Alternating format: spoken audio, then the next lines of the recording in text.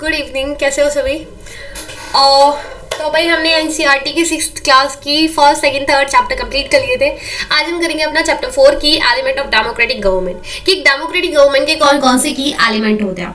Chapter 3 में मैंने को पढ़ाया था गवर्नमेंट होती क्या है, ठीक है। तो उसके अंदर हमने डेमोक्रेटिक गवर्नमेंट का एक छोटा सा टॉपिक देखा था, तो उसी के बारे में आज हम पूरी डिटेल में जानकारी लेंगे कि डेमोक्रेटिक गवर्नमेंट में कौन कौन से एलिमेंट होते हैं, ठीक है। तो इस चैप्टर में हम पढ़ेंगे कि डेमोक्रेटिक गवर्नमेंट में कौन कौन से एलिमेंट इन्फ्लुएंस करते हैं किसको, गवर्नमेंट को काम करने के लिए। पीपल पार्टिसिपेशन पढ़ेंगे, जो कॉन्फ्लिक्ट होते हैं उनको कैसे रिजॉल्व किया जाता है, और इक्वालिटी और जस्टिस का कॉन्सेप्ट पढ़ेंगे। तो स्टार्ट करते हैं भाई, स्टार्ट हो जा रे। देखो ये इंडिया है, सबको पता है कि अपना इंडिया है, और ये साउथ अफ्रीका है। एक बार साउथ अफ्रीका को देख लो कहाँ पे है, बिल्कुल कोने में है, ठीक है। साउथ अफ्रीका जो कंट्री है, यहाँ पर अलग अलग तरीके के रेस रहते हैं, मतलब यहाँ पे अलग अलग रंग के लोग रहते हैं। अब लाल पीले नीले नहीं रहते हैं, ठीक है। अब मैं आपको बताऊंगी कौन कौन से रंग के रहते हैं। ब्लैक पीपल रहते हैं, कौन, जो साउथ अफ्रीका के हैं, ठीक है। तो साउथ अफ्रीका से ही बिलोंग करते हैं, वो हमारे ब्लैक पीपल होते हैं, ठीक है। उनका रंग ब्लैक है। व्हाइट जो कि वहां आकर सेटल हो गए हैं, ठीक है, रेंट पर रहने लगे थे, लेकिन धीरे धीरे उन्होंने वहां पे कब्जा कर लिया, ठीक है। इंडियंस जो कि वहां पे लेबरिंग करने के लिए गए थे, कुछ ट्रेड करने के लिए गए थे। तो 3 रेस रहती है, ब्लैक, व्हाइट एंड इंडियंस, ठीक है।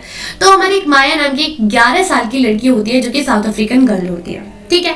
वो अपनी मम्मा के साथ एक बार क्या कर रही होती है, बॉक्स को क्लीन कराने में, साफ कराने में हेल्प कर रही थी, ठीक है। तो उसको एक स्क्रैप बुक मिलती है जो पूरी पिक्चर से भरी हुई थी। उसके अंदर कुछ न्यूज आर्टिकल्स भी होते हैं। अब उस पिक्चर में एक यंग बॉय होता है, जो कि स्कूल का बॉय होता है, कम से कम उसकी 15 साल की उम्र होगी, ठीक है।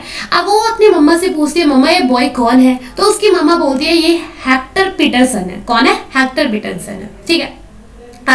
तो बताती है कि इनको शूट कर दिया गया था, किसने, पुलिस ने इनको शूट कर दिया था। अब माया सोचती है भाई इनको शूट कैसे कर दिया, अभी तो मैंने इसकी पिक्चर देखी, तो इनको शूट कैसे कर दिया। अब इसकी मम्मा इसको पूरी एक्सप्लेन करती है, पूरी स्टोरी बताती है साउथ अफ्रीका की। बताती है जो पहले साउथ अफ्रीका में कौन सा लॉ चल रहा था, अपार्थाइड। आपको भी पता होगा अपार्थाइड कौन सा सिस्टम होता है। अपार्थाइड का मतलब होता है कि लोगों को उनके कलर के बेसिस पर बांट दिया जाता है, ठीक है। तुम ब्लैक हो तुम अलग रहोगे, तुम व्हाइट हो तुम बिल्कुल अलग रहोगे, ठीक है। तो ऐसे क्या कर दिया जाता था, रेस के बेसिस पर लोगों को अलग कर दिया जाता था, ठीक है। साउथ अफ्रीका के पीपल को डिवाइड कर दिया गया था, कहाँ पे, व्हाइट्स में, ब्लैक्स में, इंडियंस में, जो कि कलर पीपल्स होते थे, कलर रेस। कलर का मतलब ये नहीं है लाल पीले नीले हरे, कलर मतलब जो ना ही इतने व्हाइट थे और ना ही इतने काले थे, ठीक है, जो हमारे इंडिया में क्या बोलते हैं, सावले, ठीक है। तो इन कैटेगरीज में लोगों को बांट दिया गया था। अकॉर्डिंग टू लॉ के अकॉर्डिंग था कि ये तीनों की तीनों जो रेसेस है वो एक साथ नहीं रह सकती है, ठीक है। और कॉमन फैसिलिटी भी जो ब्लैक पीपल थी और जो इंडियंस के पीपल थे और जो कलर पीपल थे इनको नहीं दी जाती थी, ठीक है। अब माया ऐसा इन सब सुनकर बोलती है कि भाई मेरे तो कानों को विश्वास नहीं हो रहा है, ये क्या हो रहा है। उसकी माया उसको बताती है, पूरी स्टोरी बताती है अपार्थाइड की, ठीक है। अब वो क्या बताती है, वो बताती है उनको क्या बताती है, वो बताती है कि पहले ना हॉस्पिटल भी बिल्कुल अलग हुआ करते थे। जो एम्बुलेंस होती थी वो भी अलग हुआ करती थी, व्हाइट की अलग होती थी, व्हाइट की जो एम्बुलेंस होती थी वो अच्छी होती थी, और जो ब्लैक होते थे उनके पास तो एम्बुलेंस भी नहीं होती थी। वो बोलते थे कि उनके ट्रेन्स, उनकी बसेस सब की अलग होती थी, और तो और बस स्टॉप भी अलग था। जो नॉन व्हाइट पीपल्स थे उनको अलाउ नहीं किया जाता था, और ना ही उनके पास वोट देने का अधिकार था। जो अच्छा खासा जमीन होता था वो होता था व्हाइट पीपल्स के पास, और जो बंजर जमीन होता था वो होता था बेचारे नॉन व्हाइट्स के पास, ठीक है। तो ब्लैक और कलर पीपल में इस तरीके से, और ब्लैक्स को और कलर्ड पीपल को कभी भी इक्वालिटी का अधिकार नहीं दिया जाता था, किसके, व्हाइट्स के इक्वल, ठीक है। कभी भी उनको इक्वल कंसीडर नहीं किया जाता था। और जो ब्लैक की टाउनशिप रहती थी, उन्हीं में से एक ब्लैक टाउनशिप में थे, देखो ब्लैक टाउनशिप में एक कौन सी टाउनशिप थी, साउथ वेस्टर्न टाउनशिप, जहां पर हमारे हेक्टर पीटर रहा करते थे, ठीक है। अब ये क्लासमेट के साथ क्या करते हैं, प्रोटेस्ट को वो करते हैं, ज्वाइन करते हैं, ठीक है। अब ये प्रोटेस्ट किस लिए था, अब ये प्रोटेस्ट था अगेंस्ट अफ्रीकन लैंग्वेज के अगेंस्ट, ठीक है, जो कि उनको स्कूल में पढ़ाई जा रही थी। अब जो ये लैंग्वेज थी इनकी खुद की लैंग्वेज नहीं थी, मतलब ये बोलते नहीं थे इन लैंग्वेज को, ये लैंग्वेज थी व्हाइट की, ठीक है। व्हाइट ही इस लैंग्वेज को बोला करते थे। हेक्टर और कुछ स्कूल के स्टूडेंट क्या कर रहे थे, उनको जबरदस्ती इस लैंग्वेज को लर्न करने के लिए फोर्स किया जा रहा था। वो चाहते थे कि वो अपनी खुद की लैंग्वेज लर्न करें, जो कि उनकी लैंग्वेज क्या थी, ज़ूलू लैंग्वेज, ठीक है। जो साउथ अफ्रीका के लोग थे वो प्रोटेस्ट कर रहे थे, बच्चे धरने पे आ रहे थे। तो क्या करती है जो पुलिस होती है वो गोली स्टार्ट कर देती है। अब जैसे वो गोली शूट करती है तो हेक्टर को गोली लग जाती है, जो कि 16 साल का बच्चा होता है, ठीक है। अब फिर क्या होता है, बाद में एक अफ्रीकन नेशनल कांग्रेस पार्टी बनती है। ये एक ऐसा ग्रुप होता है जो कि स्ट्रगल करता है, इसके अगेंस्ट विरोध करता है जो अपार्थाइड सिस्टम था, जिसमें लोगों को अलग रखा जाता था। मैंने अभी पूरा बताया आपको स्टोरी। तो इसके अगेंस्ट क्या करती है, अफ्रीकन नेशनल जो कांग्रेस थी वो ग्रुप क्या करता है, इसके अगेंस्ट विरोध करता है। ठीक है, और इन्हीं में से एक सबसे अच्छे हमारे लीडर होते हैं कौन, नेल्सन मंडेला। ठीक है, नेल्सन मंडेला जो कि काफी इस चीज का विरोध करते हैं और फाइनली 1994 के अंदर साउथ अफ्रीका एक डेमोक्रेटिक कंट्री बनते हैं जहां पर हर एक रेस को इक्वली कंसीडर किया जाता है। कब, 1994 के बाद। ठीक है, अब आगे चलते हैं। आगे हम पढ़ते हैं, let us try to understand. अब हम पढ़ेंगे कि डेमोक्रेटिक गवर्नमेंट का मतलब क्या होता है। पार्टिसिपेशन, अब टॉपिक आता है मेरा पार्टिसिपेशन क्या होता है, किसी भी चीज में पार्टिसिपेट करना वो होता है मेरा पार्टिसिपेशन।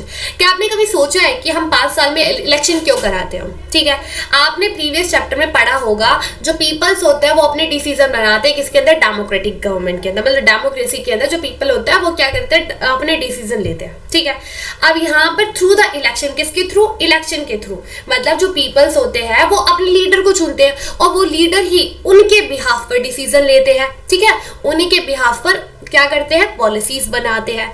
ठीक है, तो ये हमने पढ़ा। अब आगे देखते हैं, आगे क्या देखते हैं, आगे देखते हैं कि जो गवर्नमेंट होती है वो फिक्स टाइम के लिए आती है। अब डेमोक्रेसी में ऐसा नहीं है कि गवर्नमेंट एक बार चुन ली गई तो दोबारा से उसके इलेक्शन नहीं होंगे। अगर ऐसा होने लगा तो गवर्नमेंट ही अपनी डिक्टेटरशिप दिखाने लगी, गवर्नमेंट को कोई डर ही नहीं होगा, एक बार पावर में आ गए तो अच्छी बात है। और इंडिया में अगर कोई गवर्नमेंट इलेक्ट होके आती है तो कितने साल के लिए आती है, 5 साल के लिए। गवर्नमेंट का कितना टाइम हो रहा है, 5 साल का। ठीक है, तो रेगुलरली इलेक्शन होने चाहिए किसके, गवर्नमेंट के। और जो ये पावर होती है गवर्नमेंट की, जो रेगुलर इलेक्शन होते हैं, ये क्या करते हैं, गवर्नमेंट की पावर को लिमिट करते हैं। ठीक है, इसके बाद देखते हैं और क्या है, अनदर वे ऑफ पार्टिसिपेशन। क्या आप इलेक्शन के थ्रू ही पार्टिसिपेट कर सकते हो, मतलब कि जो इलेक्शन होते हैं उसी के थ्रू आप डेमोक्रेटिक गवर्नमेंट में पार्टिसिपेट करते हो, नहीं। और भी कुछ ऐसे प्रोसेस होते हैं जिनके थ्रू आप पार्टिसिपेशन करते हो। 5 साल में एक बार क्या होते हैं, इलेक्शन होते हैं। अब एक बार आपने गवर्नमेंट को देख लिया, ठीक है, चुन लिया, उसके बाद आपका कोई रोल नहीं होता, होता है भाई। गवर्नमेंट की जो वर्किंग होती है, जो गवर्नमेंट काम करती है, वो अच्छा काम कर रही है तो हम उसको सपोर्ट करेंगे। अगर उन्होंने पॉलिसी रूल्स अच्छे नहीं बनाए तो हम उसको क्रिटिक्स करेंगे। यही तो होता है पार्टिसिपेशन। अब पार्टिसिपेशन कैसे करते हैं हम, कैसे पार्टिसिपेट करते हैं, देखो 2005 के अंदर जो गवर्नमेंट थी उसने क्या करा था, जो बिजली होती है उसका रेट इंक्रीज कर दिया था। ठीक है, अब लोग इस चीज से मानते नहीं है, लोगों को गुस्सा आता है, लोग रैली करने लगते हैं, रिलीज करने लगते हैं, साइन कैंपेन स्टार्ट कर देते हैं। ठीक है, अब गवर्नमेंट को दबाव में डालने लगते हैं, कौन, पब्लिक जो होती है वो बिल्कुल धरने पे आ जाती है। अब गवर्नमेंट क्या करती है, अपने डिसीजन को चेंज कर लेती है। तो इससे पता चलता है कि जो गवर्नमेंट है वो रिस्पॉन्सिबल है लोगों के लिए। अगर बाई चांस गवर्नमेंट भी कभी कोई ऐसी पॉलिसीज बना दे तो लोग उसको क्रिटिक करके उसको, जो गवर्नमेंट का जो डिसीजन है उसको हटा सकती है। ठीक है, तो आगे चलते हैं, इसके थ्रू हम क्या कर सकते हैं, रिलीज के थ्रू पार्टिसिपेशन कर सकते हैं। आगे देखते हैं और कौन कौन से, मतलब कैसे पार्टिसिपेट करने चाहिए, कौन कौन से एक्शन लेने चाहिए हमको लेने चाहिए, धरना कर लेना चाहिए, रिलीज करने चाहिए, स्ट्राइक करने चाहिए और सिग्नेचर कैंपेन करने चाहिए। जो आपकी रिलीज स्ट्राइक होनी चाहिए ये वायलेंट नहीं होनी चाहिए, एक बात याद रखना, वायलेंट नहीं होनी चाहिए। ठीक है, अगर कोई भी अनफेयर होता है, अनजस्ट होता है, उसके लिए हम ये सारी चीजें कर सकते हैं। और न्यूज़पेपर, मैगजीन, टीवी ये भी एक इंपॉर्टेंट रोल प्ले करते हैं। गवर्नमेंट की रिस्पॉन्सिबिलिटी बताते हैं कि गवर्नमेंट कैसा काम कर रही है, क्या गवर्नमेंट रिस्पॉन्सिबल है। भाई न्यूज़पेपर वालों को का काम है, हाँ, टीवी वाले को काम ये है कि गवर्नमेंट के ऊपर नजर रखकर, गवर्नमेंट छोटी मोटी गलती करी उसी के ऊपर पूरे न्यूज चैनल वाले गवर्नमेंट को क्रिटिसाइज करने लगते हैं। ठीक है, तो ये बहुत ही इंपॉर्टेंट रोल प्ले करती है कौन, न्यूज, सोशल मीडिया भी। ठीक है, और इसी से पता चलता है कि लोग पार्टिसिपेट करते हैं। यही ट्रू डेमोक्रेसी होती है जहां पर लोग पार्टिसिपेट करते हैं। ठीक है, अब ऐसा तो नहीं है कि हर एक सेशन पार्टिसिपेट करते हैं। क्या होते हैं, जो वुमेन्स होती है उनको कैंपेन बनानी पड़ती है, उनको पूरा ऑर्गेनाइजेशन बनाना पड़ता है। ठीक है, वो दलित जो है वो इतने, मतलब सो कॉल्ड लोअर क्लास बोला जाता है, उनको बोला जाता है नहीं, तो उनको पहले से इतना दबाया गया है तो वो कभी भी उनकी मानते नहीं है। जो अपर कास्ट है उनकी तो मान ली जाएगी, लेकिन अगर कोई भी कल को प्रोटेस्ट करते हैं लोअर कास्ट वाले तो उनकी इतनी जल्दी सुनी नहीं जाती है। ठीक है,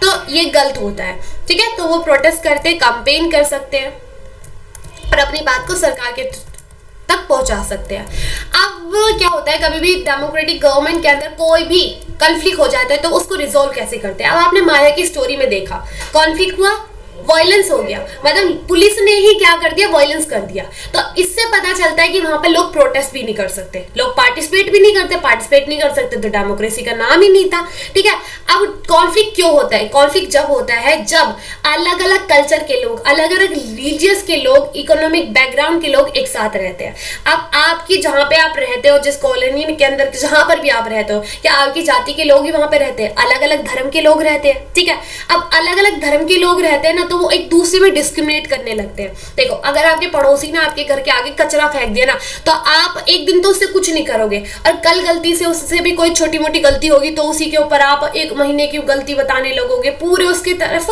नफरत फैल जाएगी आपके बीच में। ठीक है, और धीरे धीरे धीरे फिर आप वायलेंस पे उतर आओगे। ठीक है, तो यही क्या होता है, टेंशन क्रिएट करता है, यही फियर होता है, यही डर होता है और यही टेंशन क्रिएट करता है। और गवर्नमेंट ही इस चीज को रिस्पॉन्सिबल होती है, गवर्नमेंट ही जो ये टेंशन होती है, जो ये वायलेंस होता है, इसी को रिजॉल्व करती है। जो कॉन्फ्लिक्ट होते हैं उसको कौन सॉल्व करती है? गवर्नमेंट करती है। अब देखते हैं कौन कौन से ऐसे कॉन्फ्लिक्ट होते हैं एक डेमोक्रेटिक गवर्नमेंट के अंदर, डेमोक्रेटिक कंट्री के अंदर। देखो, एक तो रिलीजियस बेस भी हो सकते हैं।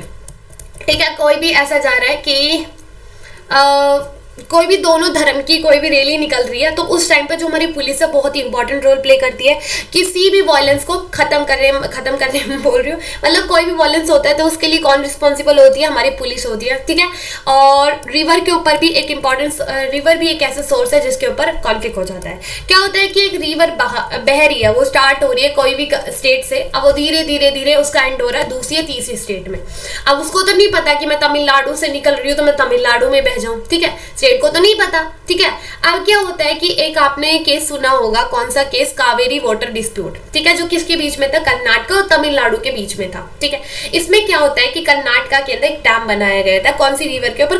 कृष्णा रिवर के ऊपर। ठीक है, ये कृष्णा रिवर कर्नाटक से निकलती है और कहाँ पे जाती है, कहाँ पे खत्म होती है? तमिलनाडु में खत्म हो जाती है। ठीक है, अब ये रिवर जो कर्नाटक से निकल रही है, कर्नाटक में एक डैम बना है, राजा सागरा डैम। ठीक है, इस डैम में क्या करा जाता है? वाटर को स्टोर किया जाता है। ठीक है, किस लिए? बेंगलुरु के सिटी में जो उनको लोगों को जरूरत पड़ती है पानी के लिए, उनके लिए पानी स्टोर किया जाता है। अब एक डैम है कहाँ पे? तमिलनाडु में। ठीक है, अब यहाँ पर जो फार्मर्स रहते हैं उनके लिए पानी स्टोर किया जाता है। अब उनके लिए पानी जब आएगा, जब कर्नाटक के अंदर जो डैम बना हुआ वहां से पानी छोड़ा जाएगा। ठीक है, अब क्या होता है कि कर्नाटक वाले पानी ज्यादा यूज कर लेते हैं, तमिलनाडु वालों को गुस्सा आता है। अब इसके बीच में क्या होता है? दोनों स्टेट के बीच में कॉन्फ्लिक्ट हो जाता है। किसको लेकर? पानी को लेकर। देखो भाई, ठीक है, अब इस कॉन्फ्लिक्ट को कौन सोल्व करते हैं? गवर्नमेंट, जो सेंट्रल गवर्नमेंट होती है वो सोल्व करती है ऐसे मैटर को। ठीक है भाई, आगे चलते हैं, इक्वालिटी और जस्टिस का कॉन्सेप्ट भी देख लेते हैं। इक्वालिटी और जस्टिस ये एक डेमोक्रेटिक का एक की आइडिया होता है, मतलब अगर कोई डेमोक्रेटिक गवर्नमेंट है ना, तो वहां पर इक्वालिटी और जस्टिस तो होगी ही होगी। और इक्वालिटी और जस्टिस ये दोनों इनसेपरेटिव मतलब दोनों ही एक दूसरे से जुड़े हुए हैं। देखो, अनटचेबिलिटी की जो प्रैक्टिस थी, आपने माया की स्टोरी देखी। ठीक है, माया की स्टोरी में जो गवर्नमेंट थी वो सपोर्ट नहीं कर रही थी किसके? इक्वालिटी के आइडिया को। Doctor B R. अम्बेडकर की मैंने आपको पहले चैप्टर में पढ़ाया था कि अनटचेबिलिटी वाली प्रैक्टिस की जाती थी वहां पर। ठीक है, तो वहां पर लोगों के पास भी वो नहीं थी, इक्वालिटी नहीं थी। आज के टाइम पर पहले क्या होता था? इक्वालिटी करी जाती थी, मैं इक्वालिटी क्यों बोल रही हूँ यार, अनटचेबिलिटी प्रैक्टिस की जाती थी। ठीक है, और आज के टाइम पे इसमें बैन कर दिया गया है। आप मुझे बताओ, इंडिया की कॉन्स्टिट्यूशन में कौन से आर्टिकल में अनटचेबिलिटी को अबॉलिश किया गया है? अगर पता है तो बताना, अगर नहीं पता तो भाई मैं क्या ही करूँ, आपका फंडामेंटल राइट वाला वीडियो देख लेना। ठीक है, तो क्या होता है कि उसके बाद जो है अनटचेबल से इनको ना ही एजुकेशन दिया जाता था, इनको एजुकेशन लेने से मना किया जाता था, ट्रांसपोर्ट, मेडिकल फैसिलिटी, ये सारी फैसिलिटीज, और प्रेयर भी नहीं करनी दी जाती थी इनको। ठीक है, तो बी.आर. अम्बेडकर जिन्होंने काफी इस चीज के लिए लड़ा और इक्वालिटी हमारी कंट्री के अंदर इन सभी लोगों को राइट्स दी जो अनटचेबल्स थे। ठीक है, और आज के टाइम पर कोई भी ये नहीं करता, अनटचेबिलिटी प्रैक्टिस नहीं करता, वरना उसको सीधे जेल में डालना पड़ता है। ठीक है, अब जो गवर्नमेंट है वो क्या करती है? अब जब सोसाइटी ही अनइक्वल है तो सोसाइटी के अंदर इक्वालिटी पहले तो लेके आएगी। ठीक है, जो लोग पीछे रह गए हैं पहले उनको आगे लेके आएगी। ठीक है, तो उसके लिए गवर्नमेंट क्या करती है? कुछ स्पेशल प्रोविजंस बनाती है। ठीक है, जैसे रिजर्वेशन देती है, सब देती है। कौन देती है? गवर्नमेंट देती है। ठीक है, उसके बाद क्या होता है? गर्ल्स होती है। देखो, हमारी सोसाइटी के अंदर गर्ल्स को भी क्या नहीं किया जाता? इक्वल ट्रीट नहीं किया जाता। ठीक है, तो गवर्नमेंट क्या करती है?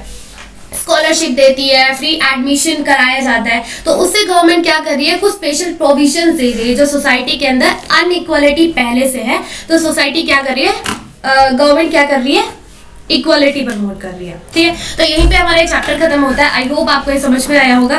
तो मिलते हैं नेक्स्ट लेक्चर के अंदर। Bye, take care. तो ऐसे ही बने रहे। और एक बार मुझे ये बताना, राइट टू इक्वालिटी हमारे कॉन्स्टिट्यूशन में कौन कौन से आर्टिकल में मेंशन है। ठीक है, तो बाय, टेक केयर। तो मिलते हैं नेक्स्ट चैप्टर के अंदर।